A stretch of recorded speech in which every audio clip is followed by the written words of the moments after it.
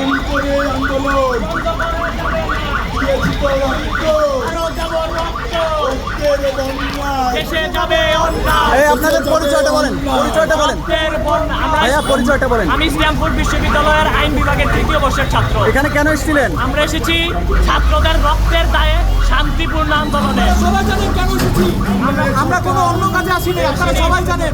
প্রচার করেন কেন এসেছি, সত্য কথা বলেন।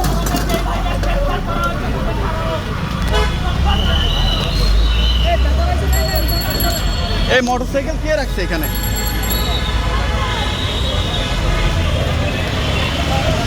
দর্শক, আপনারা দেখছেন যে কোটা বিরোধী আন্দোলনকারীদের যে কর্মসূচি, সেই কর্মসূচি থেকে একে একে গ্রেপ্তার করা হচ্ছে।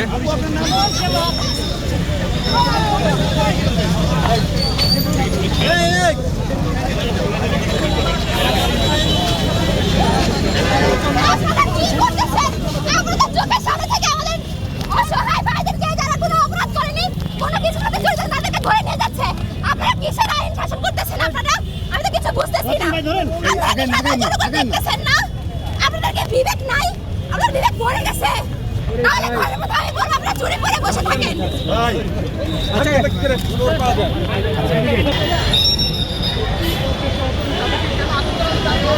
দর্শক, আপনারা দেখছেন যে হাইকোর্টের সামনে ব্যাপক আইন শৃঙ্খলা বাহিনী মোতায়েন করা হয়েছে। আজকে কোটা বিরোধী আন্দোলনের যে কর্মসূচিকে ঘিরে এখানে বেশ কয়েকজন শিক্ষার্থী যারা এসেছিলেন কর্মসূচিতে অংশ নিতে, তাদেরকে গ্রেপ্তার করা হয়েছে। তাদেরকে পুলিশ ভ্যানে তুলে নিয়ে হয়েছে।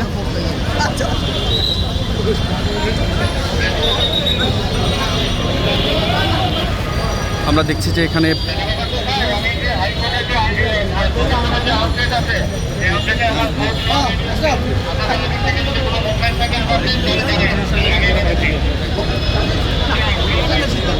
আপনারা দেখছেন যে আইন শৃঙ্খলা বাহিনীর সদস্যরা